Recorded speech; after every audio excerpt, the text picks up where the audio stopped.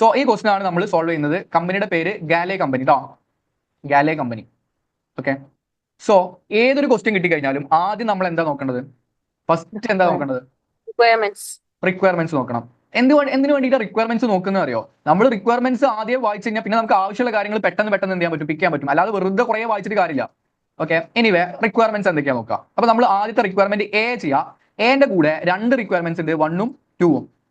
നോക്ക്, റിക്വയർമെന്റ് 1 പറയുന്നത് കാൽക്കുലേറ്റ്, അതായത് നമ്മൾ കണക്ക് കൂട്ടണം. എന്താ കണക്ക് കൂട്ടേണ്ടത്? Expected NPV, net present value. NPV calculation ആണ്, പക്ഷെ അത് എക്സ്പെക്ടഡ് വാല്യൂ ആണ്. എക്സ്പെക്ടഡ് വാല്യൂന്റെ ബേസിലാണ് NPV കാൽക്കുലേറ്റ് ചെയ്യേണ്ടത്.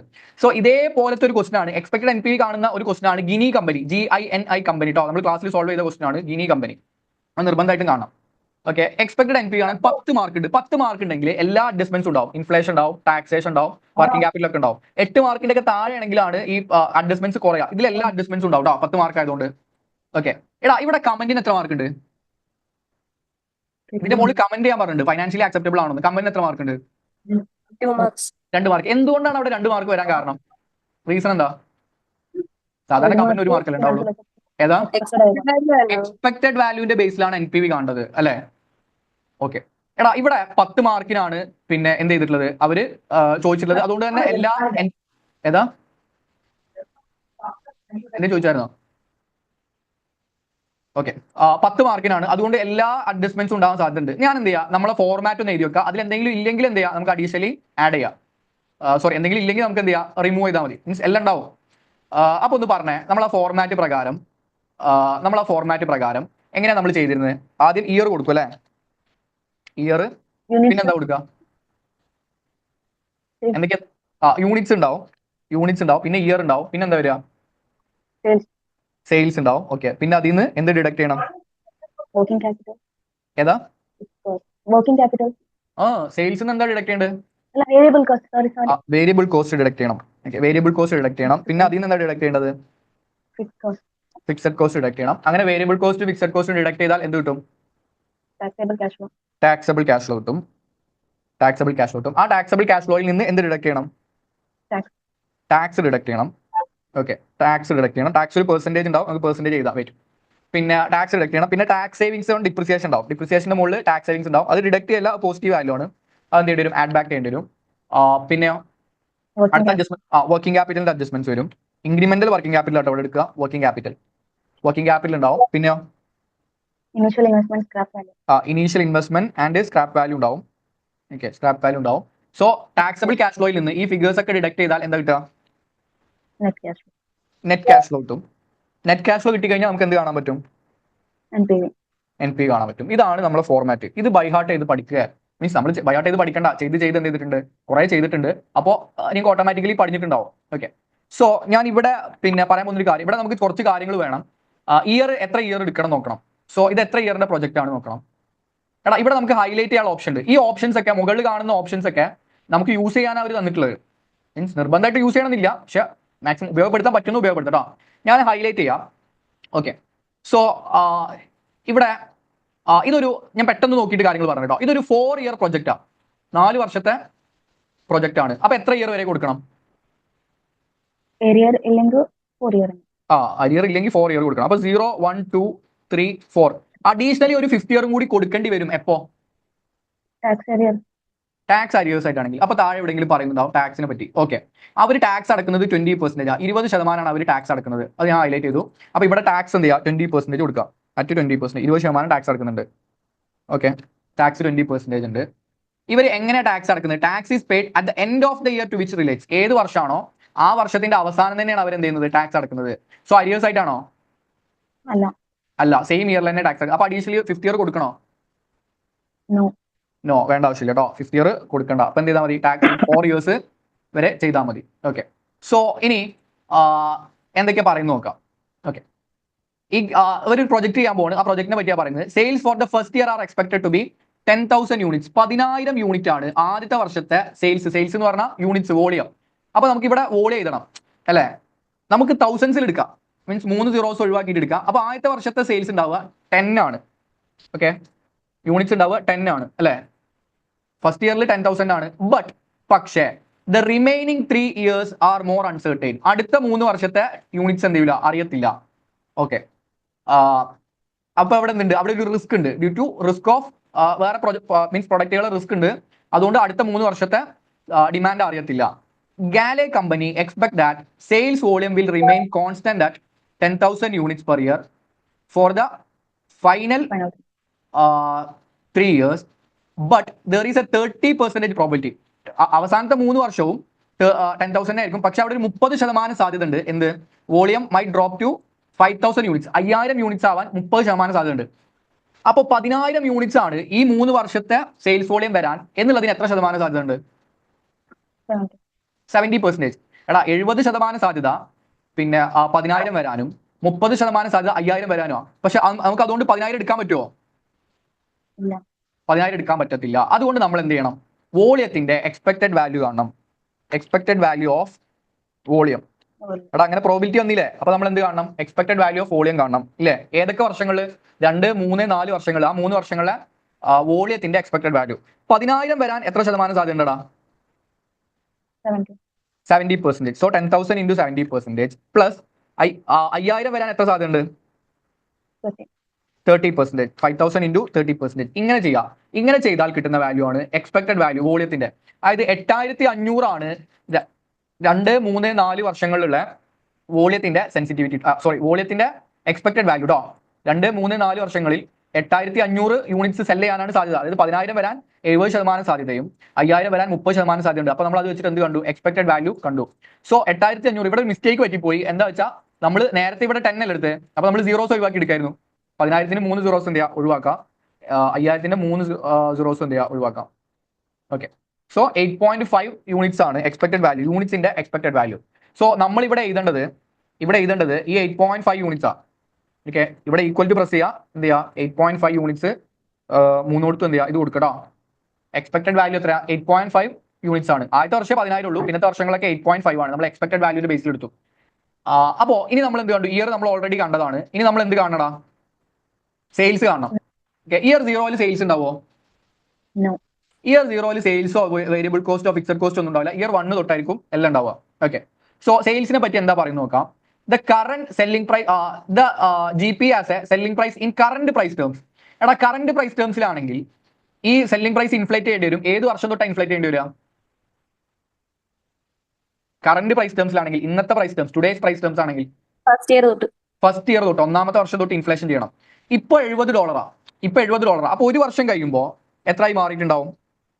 $70 ഇൻറ്റു എത്ര ഇൻഫ്ലേഷൻ ഉണ്ട്? ഇവിടെ ഇൻഫ്ലേഷൻ കൊടുത്തിട്ടുണ്ട് 4.5%. സെല്ലിംഗ് പ്രൈസിന് 4.5% ഇൻഫ്ലേഷൻ ഉണ്ട്. സോ 1 പ്ലസ് 4.5% അല്ലെങ്കിൽ 0.05 കൊടുക്കട്ടോ.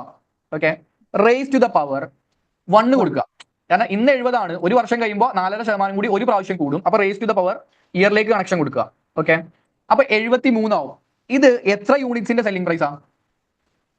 ഒരു യൂണിറ്റിന്റെ സെല്ലിംഗ് പ്രൈസാ നമുക്ക് വേണ്ടത്. ഒരു യൂണിറ്റിന്റെ സെല്ലിംഗ് പ്രൈസ് അല്ല, ഇൻറ്റു 10 യൂണിറ്റ്സ്. 10 എന്ന് പറഞ്ഞാൽ 10,000 ആണ്. നമ്മൾ 3 സീറോസ് ഒഴിവാക്കി.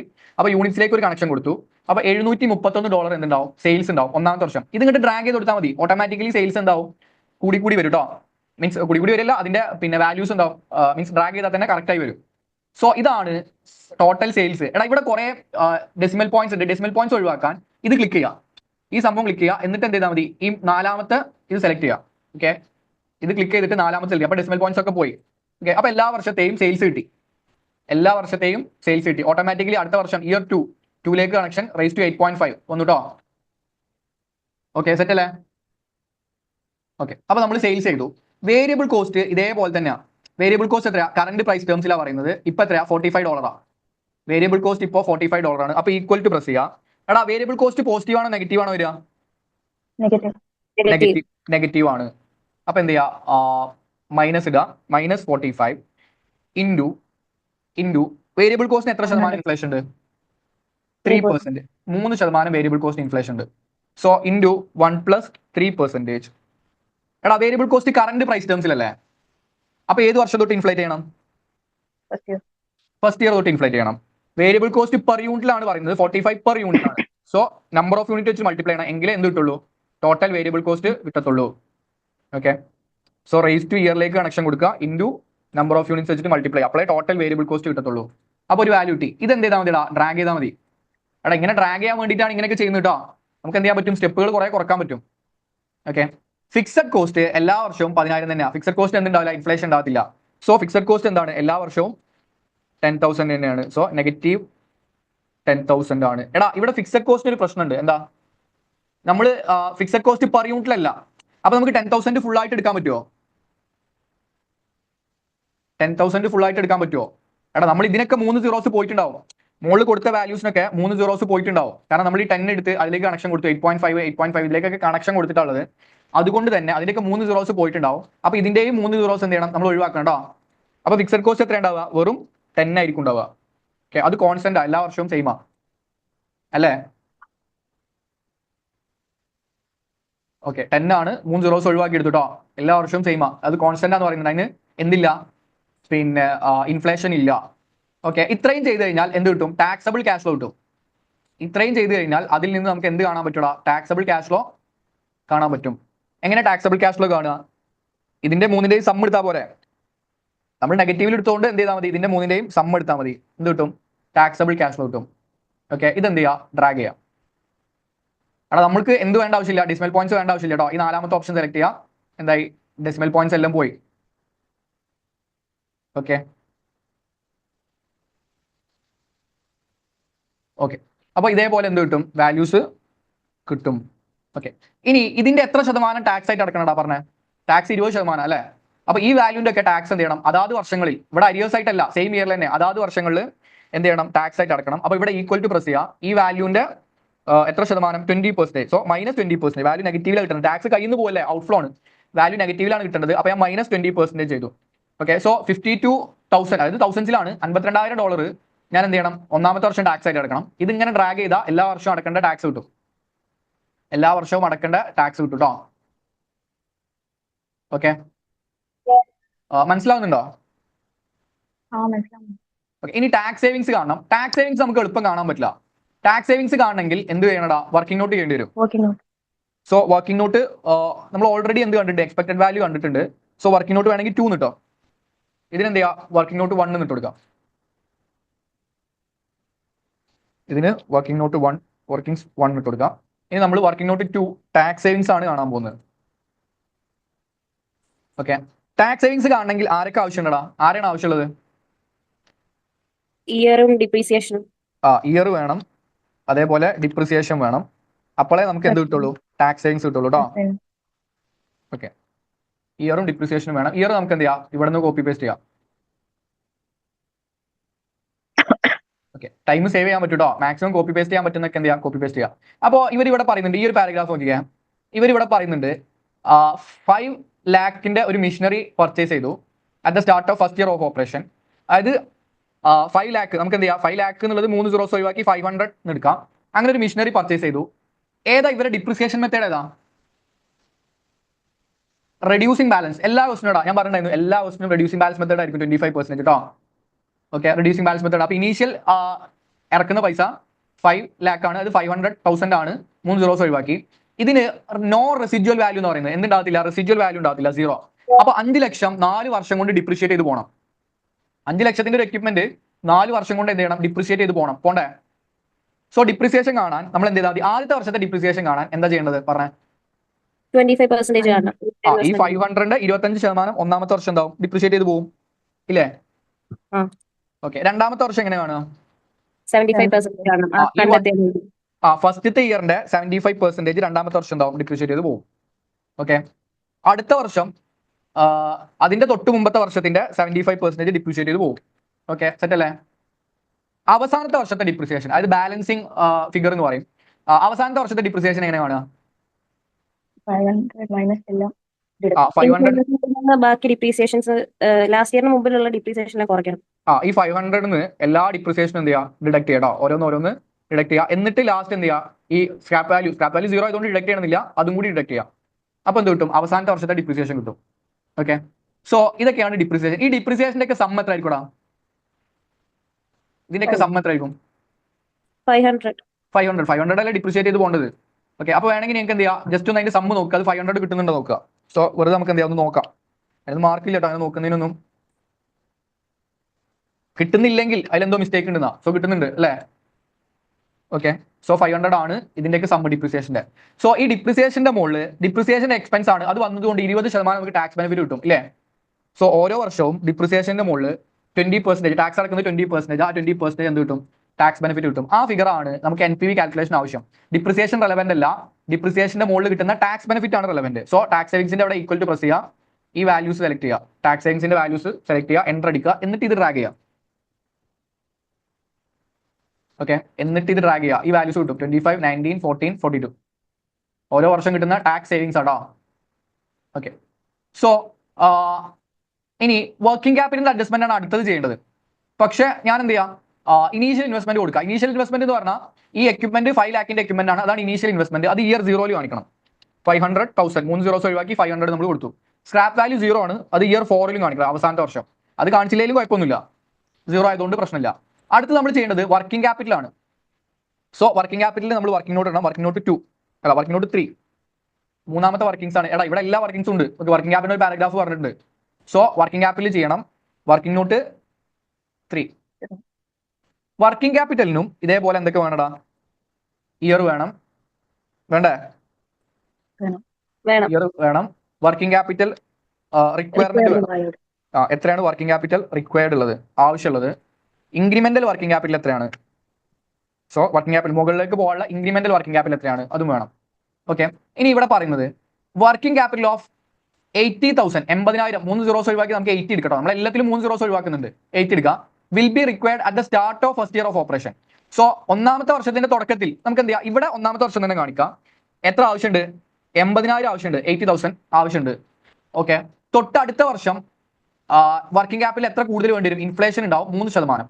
അതായത് ആദ്യത്തെ വർഷം 80,000 ഉണ്ട്, അടുത്ത വർഷം ഇതിന്റെ എത്ര ശതമാനം കൂടി ഇൻഫ്ലേഷൻ ഉണ്ടാവും? 3%, അതായത് 103% ആവും.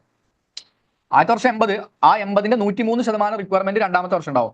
അടുത്ത വർഷം വീണ്ടും 3% എല്ലാ വർഷവും ഇൻഫ്ലേറ്റ് ചെയ്ത് ഇങ്ങനെ ട്രാക്ക് ചെയ്താൽ മതി. Working capital എന്തായത്? ഇൻഫ്ലേറ്റ് ചെയ്ത് വന്നു ഇല്ലേ? അവിടെ ആദ്യത്തെ വർഷം 80, 3% കൂടി, അടുത്ത വർഷം 3% കൂടി, അടുത്ത വർഷം 3%, 3% കൂടി കൂടി വരും കേട്ടോ. ഇൻറ്റു 103% ചെയ്താൽ മതി അല്ലേ? ഇതൊക്കെ ഇങ്ങനെയാണ് ഒന്നാമത്തെ വർഷത്തിന്റെ തുടക്കത്തിലാണ് ആവശ്യം. ഒന്നാമത്തെ വർഷത്തിന്റെ തുടക്കത്തിൽ എന്ന് പറഞ്ഞാൽ ഏത് ഇയറിൽ കാണിക്കണം? ഇയർ 0 വരിക അല്ലേ? സോ ഇവിടെ ഞാൻ ട്രിക്ക് പഠിപ്പിച്ചത്, ഇത് കറക്റ്റ് വരും. എന്ത് ചെയ്താൽ മതി?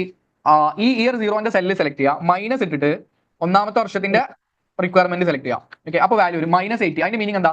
ആദ്യത്തെ അതായത് ഒന്നാമത്തെ വർഷത്തിന്റെ തുടക്കത്തിൽ 80,000 വർക്കിംഗ് ക്യാപിറ്റൽ ഞാൻ അങ്ങോട്ട് ഇടണം, എന്റെ കയ്യിൽ നിന്ന് പോകും. ഓക്കെ, അതായത് ഇയർ 0 കാണിച്ചു. ഒന്നാമത്തെ വർഷത്തിന്റെ തുടക്കം എന്ന് പറഞ്ഞാൽ ഇയർ 0 കാണിക്കണം. ഇത് ഇങ്ങനെ ഡ്രാഗ് ചെയ്താൽ മതി, എല്ലാ വാല്യൂസ് ഉണ്ടാവും, ഓട്ടോമാറ്റിക്കലി കറക്റ്റ് ആയിട്ട് വരും. എല്ലാ വാല്യൂസും ഓട്ടോമാറ്റിക്കലി കറക്റ്റ് ആയിട്ട് വരും. നീ ഇതിന്റെ അർത്ഥം നോക്ക്, 80,000 ഞാൻ ഇട്ടു, എന്റെ കയ്യിൽ നിന്ന് പോയി. അഡീഷണലി 2,000 കൂടി ഇട്ടാൽ മതി. ഓക്കെ, അടുത്ത വർഷം അഡീഷണലി 2,000 കൂടി ഇട്ടാൽ മതി. അടുത്ത വർഷം അഡീഷണലി 3,000 കൂടി എന്ത് ചെയ്യണം? എന്റെ കയ്യിൽ നിന്ന് പോകും. അവസാനത്തെ വർഷം ഇതെല്ലാം എനിക്ക് എന്ത് ചെയ്യും? തിരിച്ചു കിട്ടും കേട്ടോ. അതാണ് ഈ പോസിറ്റീവ് വാല്യൂന്റെ അർത്ഥം. ബാക്കിയൊക്കെ നെഗറ്റീവ് വന്നു ഓട്ടോമാറ്റിക്കലി വരും. അത് ട്രിക്കാണ്, എക്സാമിന് യൂസ് ചെയ്യാൻ പറ്റുന്ന ട്രിക്കാണ്. സോ ഈ വാല്യൂ ആണ് മുകളിലോട്ട് പോവുക, ഈ വർക്കിംഗ് ക്യാപിറ്റലിന്റെ വാല്യൂ ആയിട്ട് വരിക ഈ വാല്യൂസ് ആണ്. So year 0 equal to press ചെയ്യുക, എന്നിട്ട് എന്ത് ചെയ്യുക? വർക്കിംഗ് ക്യാപിറ്റലിന്റെ വാല്യൂ സെലക്ട് ചെയ്യുക, എൻ്റർ അടിക്കുക. എന്നിട്ട് എന്ത് ചെയ്യുക? ഇത് ഇങ്ങനെ ഡ്രാഗ് ചെയ്യുക. അപ്പൊ എല്ലാ വർഷത്തെയും വർക്കിംഗ് ക്യാപിറ്റൽ റിക്വയർമെന്റ്സ് കിട്ടും. ഓക്കെ, നമുക്ക് എന്ത് വേണ്ട? ഡെസിമൽ പോയിന്റ്സ് വേണ്ട കേട്ടോ. ഓക്കെ, സോ അത്രയും കിട്ടി. ഇനി എന്ത് കാണണം? നെറ്റ് ക്യാഷ് ഫ്ലോസ് കാണണം. സോ നെറ്റ് ക്യാഷ് ഫ്ലോസ് കാണുകയാണ്. ഓൾറെഡി നമ്മൾ ഏത് വരെയുള്ള അഡ്ജസ്റ്റ്മെന്റ് ചെയ്തിട്ടുണ്ടാവും?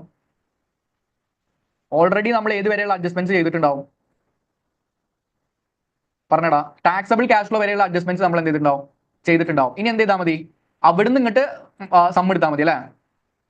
ഓൾറെഡി നമ്മൾ ടാക്സബിൾ ക്യാഷ് ഫ്ലോ വരെയുള്ളതിന്റെ സമ്മ് കണ്ടിട്ടുണ്ടാവും, അവിടുന്ന് ഇങ്ങോട്ടുള്ള വാല്യൂസിന്റെ സമ്മ് എടുത്താൽ മതി. സോ ഇവിടെ ഈക്വൽ ടു പ്രസ് ചെയ്യുക, SUM ടൈപ്പ് ചെയ്യുക, ബ്രാക്കറ്റ് ഓപ്പൺ ചെയ്യുക, ഈ വാല്യൂസിന്റെ ഒക്കെ സമ്മ് എടുക്കുക, ബ്രാക്കറ്റ് ക്ലോസ് ചെയ്യുക, എൻ്റർ അടിക്കുക. സോ ഇതാണ് ഓരോ വർഷത്തെയും നെറ്റ് ക്യാഷ് ഫ്ലോ. സോ ഇങ്ങനെ വാല്യൂസ് കിട്ടും കേട്ടോ, ഇങ്ങനെ വാല്യൂസ് കിട്ടും. Okay, so net cash flows കിട്ടി. അടുത്തത് നമുക്ക് എന്ത് കാണണടാ? NPV കാണണം. NPV നെറ്റ് ക്യാഷ് ഫ്ലോസ് കിട്ടി കഴിഞ്ഞാൽ NPV കാണാൻ ഭയങ്കര എളുപ്പമാണ്. ഈക്വൽ ടു പ്രസ് ചെയ്യുക, NPV ടൈപ്പ് ചെയ്യുക, ബ്രാക്കറ്റ് ഓപ്പൺ ചെയ്യുക, എന്നിട്ട് എന്താ ചെയ്യേണ്ടത്? കോസ്റ്റ് ഓഫ് ക്യാപിറ്റൽ എടുക്കണം. ഇവിടെ പറയുന്നു nominal after tax cost of capital 13%. അത് തന്നെ നമുക്ക് വേണ്ട cost of capital. So 13% type ചെയ്യുക, കോമ, ഇയർ 0 എല്ലാ ക്യാഷ് ഫ്ലോസും സെലക്ട് ചെയ്യുക, ബ്രാക്കറ്റ് ക്ലോസ് ചെയ്യുക, പ്ലസ് ഇട്ടിട്ട് ഇയർ 0 ക്യാഷ് ഫ്ലോയും സെലക്ട് ചെയ്യുക. ഓക്കെ, എൻ്റർ അടിച്ചു കഴിഞ്ഞാൽ NPV കിട്ടും. NPV എത്ര ആയിരുന്നു? 141,000 141 ആണ് ആൻസർ കിട്ടുക. ഞാൻ യെല്ലോ കളർ കൊടുത്തു പെട്ടെന്ന് ഐഡന്റിഫൈ ചെയ്യാൻ വേണ്ടിയിട്ട്. സോ NPV എത്ര കിട്ടി? 141 കിട്ടി. ഓക്കെ, എടാ ഇതാണ് നമ്മൾ സാധാരണ ചെയ്യുന്ന എല്ലാ അഡ്ജസ്റ്റ്മെന്റ്സും. നമ്മൾ ഒരുപാട് തവണ നിങ്ങൾ ചെയ്തിട്ടുണ്ടാവാൻ സാധ്യതയുണ്ട്. കാരണം നിങ്ങൾ മീൻസ് ആ ക്വസ്റ്റ്യൻസ് ഒക്കെ പ്രോപ്പർലി ചെയ്തിട്ടുണ്ടെങ്കിൽ ഇതേപോലെ തന്നെ വലിയ ടഫ് അഡ്ജസ്റ്റ്മെന്റ്സ് ഒന്നും ഇല്ല ഇവിടെ. വലിയ ടഫ് എല്ലാ അഡ്ജസ്റ്റ്മെന്റ്സ് ഉണ്ടെന്നുള്ളൂ, വലിയ ടഫ് ആയിട്ടുള്ള അഡ്ജസ്റ്റ്മെന്റ്സ് ചെയ്തില്ല, എല്ലാം സിമ്പിൾ ആട്ടോ. ഓക്കെ, എടാ ഈ NPV എന്ത് NPV ആ? സാധാ NPV അല്ല, എക്സ്പെക്ടഡ് NPV ആട്ടോ. എക്സ്പെക്ടഡ് NPV ആണ്. അതുകൊണ്ട് തന്നെ ഇതിന്റെ മുകളിൽ കമന്റ് ചെയ്യാൻ പറഞ്ഞിട്ടുണ്ട്, comment on its financial acceptability. Okay, comment ചെയ്യാൻ പറഞ്ഞിട്ടുണ്ട്. റിക്വയർമെന്റ് 2 എന്ത് ചെയ്യാൻ പറഞ്ഞിട്ടുണ്ട്? അവർ കമന്റ് ചെയ്യാൻ പറഞ്ഞു. എടാ ഇതിൽ കമന്റ് ചെയ്താൽ എത്ര മാർക്ക് കിട്ടും പറഞ്ഞേ? 2 മാർക്ക് ഉണ്ടാവും. എടാ ഈ പ്രൊജക്ട് ആക്സെപ്റ്റ് ചെയ്യാൻ പറ്റുമോ? ആക്സെപ്റ്റ് ചെയ്യാൻ പറ്റും. കാരണം എന്താ? പോസിറ്റീവ് NPV ആണ്. സോ നമ്മൾ കമന്റ് ചെയ്യാണ്. ഞാൻ കമന്റ് ചെയ്യാണ്. This project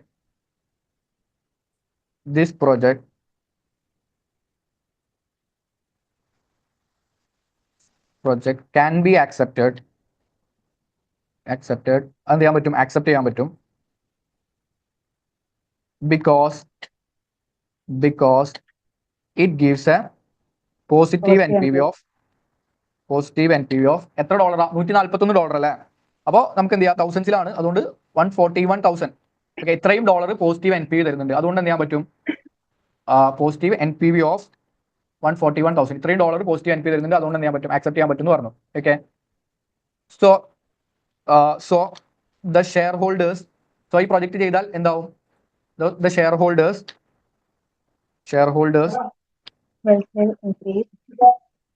wealth will increase by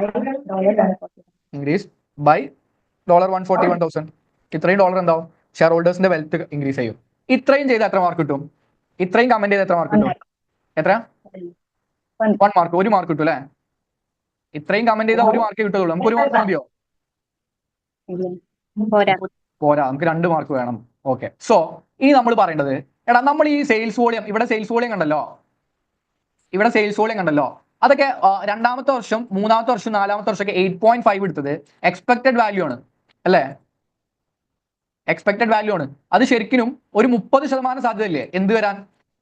5000 വരാൻ എന്ത് സാധ്യതയുണ്ട്? 30% സാധ്യതയുണ്ട്. നമ്മൾ ആ സാധ്യതയെ ഒഴിവാക്കി എക്സ്പെക്ടഡ് വാല്യൂ ആയ 8.5 എടുത്തു.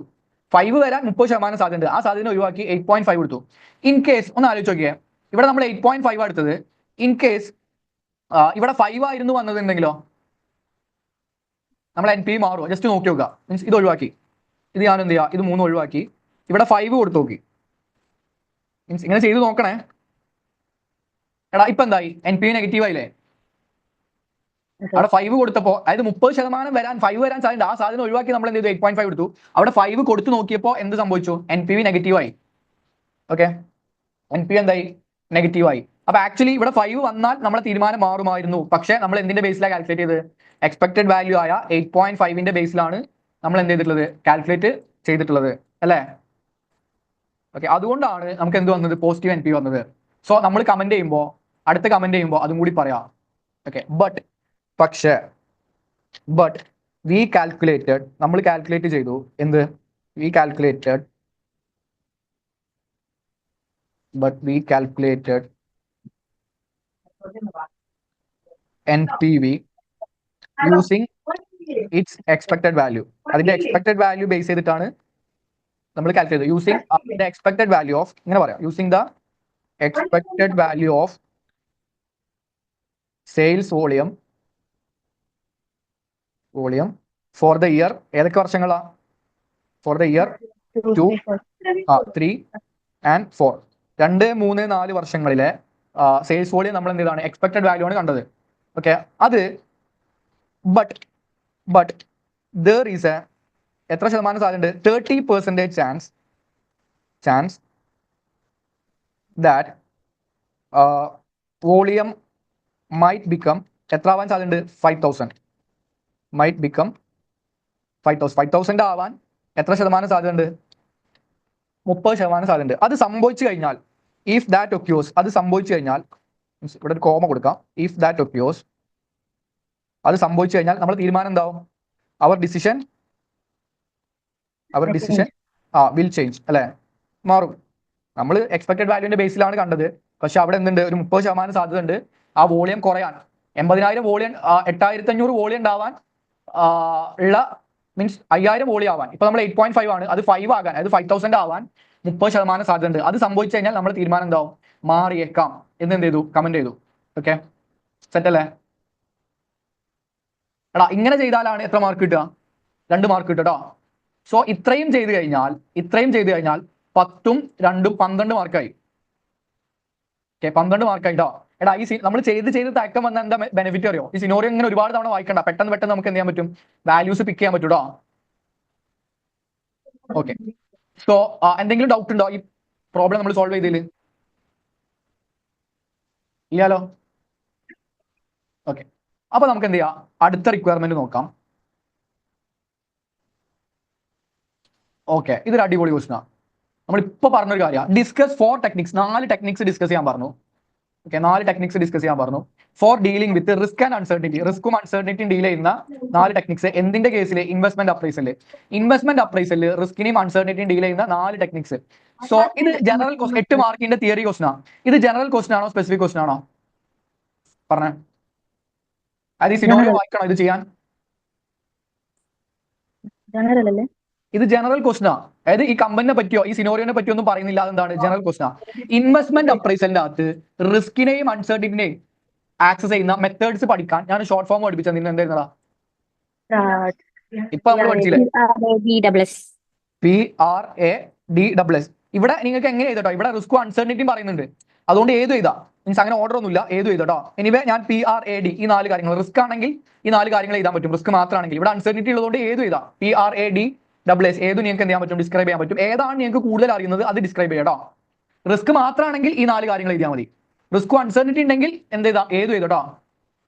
ഓക്കെ, സോ PRADSS ഇതാണ് റിസ്ക്കും അൺസർട്ടിനിറ്റിയും പിന്നെ നോക്കുന്ന മെത്തേഡ്സ്. പി എന്ന് പറഞ്ഞാൽ എന്തായിരുന്നടാ, പി ഫോർ പ്രോബബിലിറ്റി അനാലിസിസ് കേട്ടോ. P for probability analysis. R for എന്താ, risk adjusted discount rate. Okay, A എന്താ, അഡ്ജസ്റ്റഡ് പേ ബാക്ക് പീരീഡ്.